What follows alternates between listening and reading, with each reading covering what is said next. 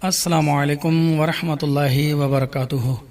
दोस्तों, अॼु मां अव्हांखे हिकु सचो ऐं ईमान अफ़रोज़ वाक़ियो ॿुधाईंदुसि। पूरो वाक़ियो ज़रूरु ॿुधिजो। कराची जे इलाइक़े कोरंगी जे हिकु इस्लामी भाउ जे हल्फ़िया बयान जो ख़ुलासो आहे। हल्फ़िया बयान उनखे चइबो आहे जेको कसम खणी करे ॿुधायो वञे त मां हिकु आवारा नौजवान हुयुसि। दोस्तनि सां फुज़ूल गपशप ऐं सिगरेट पीअण मुंहिंजो मामूल हुयो। असां सभिनी दोस्तनि जे सुधरण जो एहतमाम हिन तरह थियो जो असां कराची कोरंगी 3:30 में थियण वारे दावत इस्लामी जे बैन अल-अक़वामी सुन्नतुन भरे इज्तिमा में शिरकत कई। उहो कराची में 1993 ईस्वी में थियण वारो आख़िरी बैन अल-अक़वामी इज्तिमा हो। उन खां पोइ इज्तिमा मुल्तान में मुंतकिल थी वियो। असां इज्तिमा में शरीक त थियासीं, पर उन्हीअ सां गॾोगॾु इहो प्रोग्राम बि ठाहियोसीं त राति जे वक़्तु इज्तिमा गाह खां ॿाहिरि वञी घुमी फिरी सिगरेट पीअंदासीं। अहिड़ी तरह जॾहिं राति थी त असां सिगरेट जा पैकेट ख़रीद करे गॾु वेही सिगरेट पीअण शुरू कया ऐं जिन बूत वग़ैरह जा ढिॼारींदड़ वाक़िया ॿुधाइण जो सिलसिलो शुरू थियो, जंहिंजे करे माहौल वेतर दिलचस्प ऐं ख़ौफ़ ॾियारींदड़ थी वियो। असां ईअं गपशप में मशगूल हुयासीं त हिकु वॾी उमिरि जो इस्लामी भाउ जंहिंजे मथे ते इमाम शरीफ़ हो, वेझो अची असांखे सलाम कयईं ऐं असांजे विच में अची वेठो। उन वॾी शफ़क़त सां चयो, जेकॾहिं तव्हां इजाज़त ॾियो त मां कुझु अर्ज़ु कयां। असां चयो, इरशाद फरमायो। हू चवणु लॻो त इतफ़ाक़ सां मां अव्हांखे ॾिसी रहियो आहियां। तव्हांजो इहो अंदाज़ ॾिसी मूंखे पंहिंजी कहाणी यादि अची वई।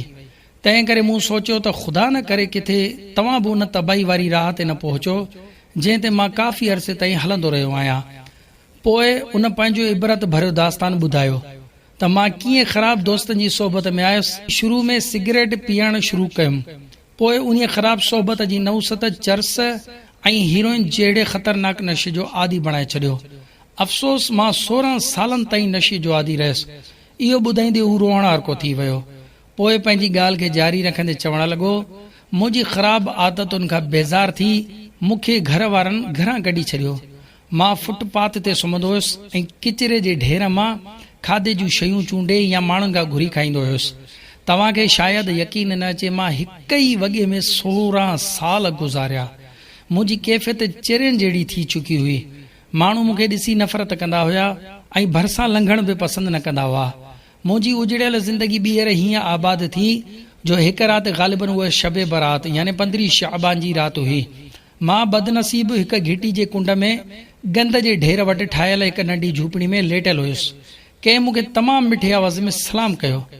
आउं हैरान थी नज़र मथे खईं त मूं जहिड़े गंदे शख़्स सां कंहिंखे कहिड़ो कमु थी सघे थो। मूंखे पंहिंजे साम्हूं नूरानी चेहरे वारा 2 इस्लामी भाइर नज़र आया, जंहिंजे मथनि ते सब्ज़ इमामनि जा ताज हुआ। उहे अॻिते वधी शफ़क़त सां चवणु लॻा, तव्हांखे कुझु अर्ज़ु करणो आहे। मूंखे ज़िंदगी में पहिरियों भेरो को एतिरी मोहबत सां मुखातिब थियो हो।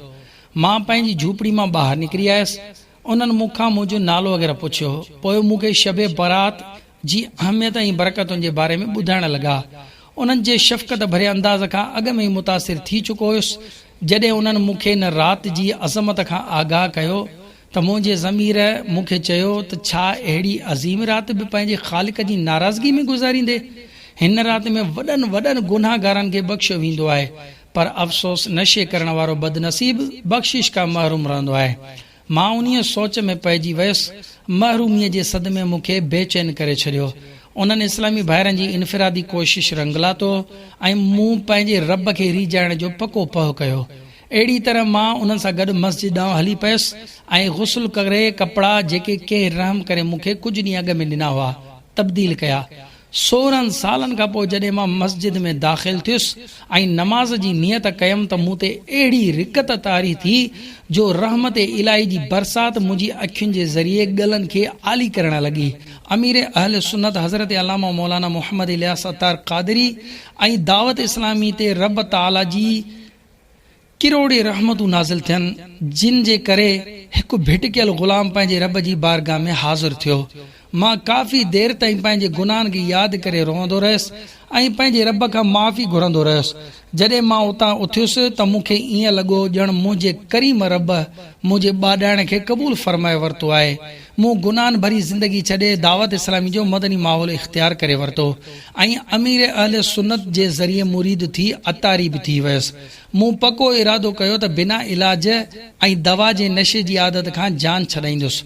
सो उन जे लाइ मूंखे सख़्तु आज़माइशुनि मां गुज़रणो पियो। मां तकलीफ़ जे करे रड़ियूं कंदो हुयुसि ऐं तड़पंदो हुयुसि। एतिरे ताईं जो घर वारा मुंहिंजी हालत ॾिसी रोई पवंदा हुआ ऐं मूंखे सलाह ॾींदा हुआ त तुंहिंजो साह न निकिरी वञे, हीरोइन जो हिकु अधु सिगरेट ई पी, कुझु ॾींहं सुकून मिली वेंदई, पोइ होरियां होरियां घटि कंदे छॾे ॾिजां। पर मां मना कंदो हुयुसि ऐं उन्हनि खे चवंदो हुयुसि त मूंखे खट सां ॿधी छॾियो। उहे मजबूर थी मूंखे ॿधी छॾींदा हुआ। मूंखे सख़्तु तकलीफ़ थींदी हुई, सॼो बदन सूर सां ॾुखंदो हो, पर मूंखे यकीन हो त हर मुश्किल खां पोइ आसानी आहे। अल्हम्दुलिल्लाह आहिस्ते आहिस्ते मुंहिंजी हालत बहितर थियण लॻी ऐं आख़िरकार पीर ऐं मुर्शिद अमीर अहले सुन्नत हज़रत अल्लामा मौलाना मोहम्मद इलियास अत्तार क़ादरी जे सदक़े मूंखे नशे जे असर खां छुटकारो मिली वियो ऐं मां मुकमल तौर ते तंदुरुस्त थी वियुसि। अल्लाह पाक जो केॾो करम आहे जो कालो को हीरोइनी अॼु दावत इस्लामी जो मुबलिग थी नेकी जी दावत ॾियण जी सादत हासिल करे रहियो आहे। इहो चवंदे उन जी अखियुनि मां नीर वहण लॻा। उन इस्लामी भाउ जो चवणु आहे त उन जी हैरत अंगेज़ कहाणी ॿुधी असां बि रोअण हारका थी वियासीं ऐं कयल गुनाहनि खां तौबा करे दावत इस्लामी जे मदनी माहौल सां रिश्तो ॻंढे ऐं अमीर अहले सुन्नत जे दामन सां वाबस्ता थी अतारी बि बणिजी विया आहियूं। दोस्तो, इन वाक़े जे बारे में पंहिंजी राय खां ज़रूरु आगाह कजो, लाइक कमेंट्स ऐं शेयर ज़रूरु कजो ऐं मुंहिंजे इन यूट्यूब चैनल शेख शकील अतारी खे ज़रूरु सब्सक्राइब कजो। अल्लाह हाफ़िज़ दोस्तो, मिलंदासीं अॻिले वाक़े में इंशा अल्लाह अज़्ज़ व जल।